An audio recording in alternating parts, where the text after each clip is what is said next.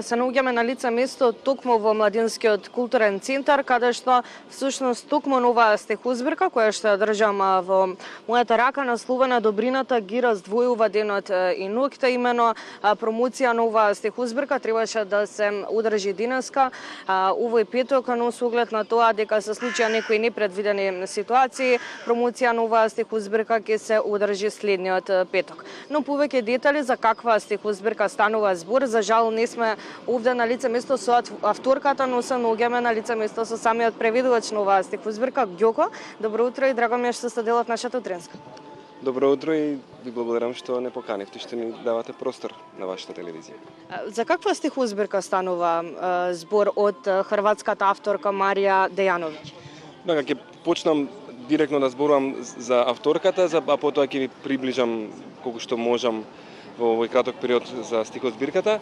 Марија Дејановиќ е представничка на една многу квалитетна хрватска генерација на луѓе родени конкретно 80-тите и почетокот на 90-тите години. Марија конкретно е родена 92 година и тоа е една генерација што се раѓа или се мали деца кога почнува граѓанската војна во Југославија, така што кај тие автори се чувствува влијанието од тие настани.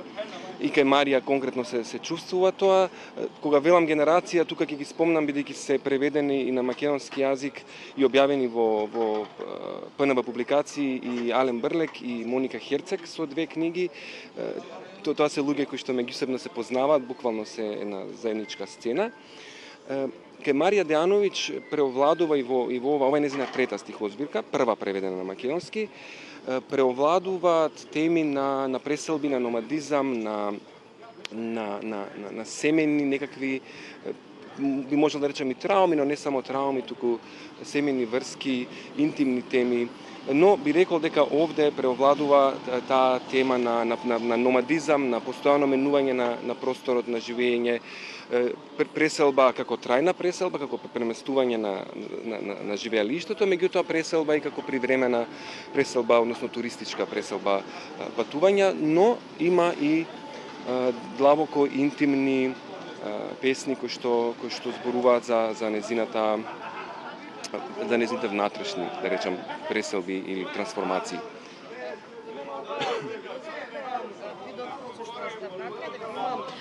Код за скенирање, може да ми помогнете чисто да видат гледачите и да ни појасните што откако ќе го скенираме тој код? Вака, например, еве на песната Време на долго закрепнување, сега да покажам кон камерата. Има кодови. Ова идеја на Јуле и на Јовче од ПНБ публикации да се направи поврзување помеѓу пишаниот збор и изговорениот збор, односно овој код ќе ве однесе до аудио снимка во која авторите, конкретно овде Марија Дејановиќ, во оригинал ја чита својата поезија. Не се сите песни, но на некои песни има на Време на долго закрепнување, има и на други песни, на пример има и во Аубаде и така натаму. Тоа беше идејата да се поврзат медиумите, односно да се чуе и аудио, да се чуе и звук и да се прочита и песната. Некои повеќе ја примаат поезијата преку слушање, некои повеќе ја примаат визуелно. Така што тоа е една, би рекол, новина во нашата книжевност. Не знам дали другите издавачки куќи прават нешто такво. Не сум забележала до сега, се чини интересно. Денес всушност требаше да биде гостинка и Јулијана, која напоменавте, не беше во можност да дојде. Како дојде до соработка вие и Јулијана со хрватската авторка? Марија Дејановиќ, ќе одиме не многу официјално, директно ја запознав токму преку Моника Херцег, која ја запознав на Штуршките вечери на поезијата, чија поезија исто ја преведов, две нејзини книги преведов и ги објавивме во ПНБ публикации, исто и поезијата на Ален Брлек. Марија Дејановиќ е многу актуелна и многу активна поетеса не само во Хрватска, туку и во Грција. Таа организира поетски фестивал во Грција, значи треба да имаме предвид дека ни доаѓа високо квалитетна поетеса, високо квалитетна личност.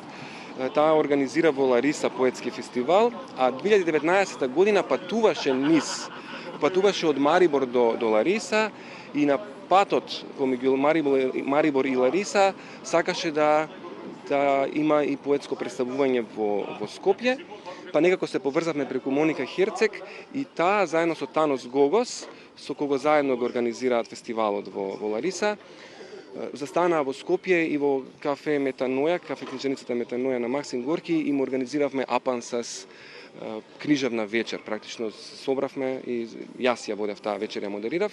Па потоа Марија Дејановиќ ни дојде на првото издание на Скопскиот поетски фестивал и тука веќе станавме, нели, веќе станавме пријатели и сега комуницираме и на пријателско и на професионално ниво.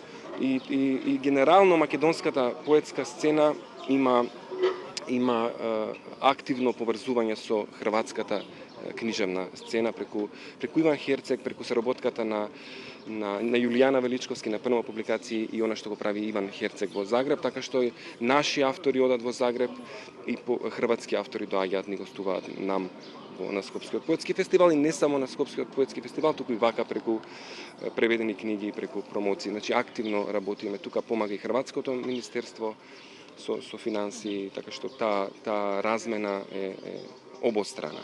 Се надевам ќе остане така. Имам уште едно прашање за крај. Напоменав и во најавата дека всушност промоцијата требаше да се одржи денеска, но за жал ќе се одржи следниот петок. Во колку часот и кои се вашите очекувања можеби од самата промоција? Кој се може да дојде и да присуствува?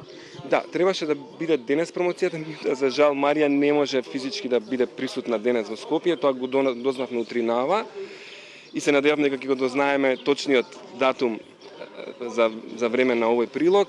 Тоа ќе биде во петок, следниот петок во 9:30, 21:30 овде во МКЦ на платото. Кои се моите очекувања? Секогаш кога имаме авторка во конкретниот случај што ни гостува, секогаш се тоа живи промоции, ќе разговараме со Марија, таа има многу што да каже.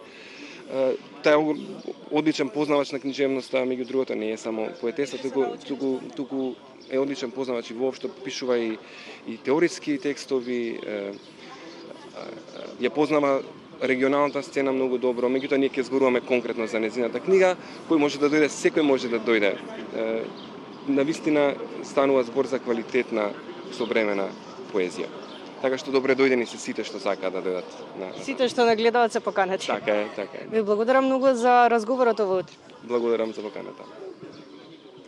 За сите оние кои што се заинтересирани, а не гледаат, поканете се слободно следниот петок со почеток во 21 часот и 30 минути, токму во Младинскиот културен центар на промоција на оваа стихозбирка.